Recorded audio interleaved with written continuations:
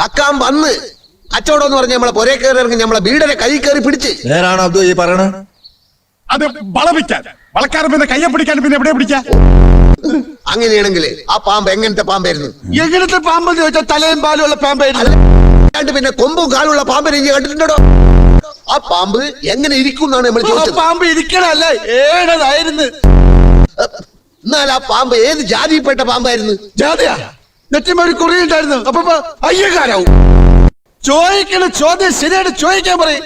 ബെസയുള്ള പാമ്പായിരുന്ന ബെസയില്ലാത്ത പാമ്പായിരുന്ന? കടിച്ചാലല്ലേ അറിയൂ. ഈ അല്ലടോ പറഞ്ഞത് രാജവെമ്പാലയാണ്, ഇത്ര നീളമുണ്ട് ഇത്ര വണ്ണുണ്ട്.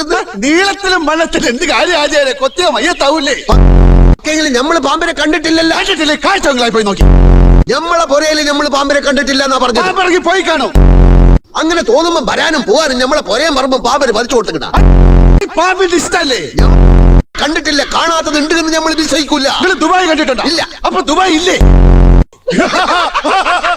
എന്താടാ വിളിക്കണ്? നമ്മളിവിടെ തുണിയിലാണ്ടിക്കണ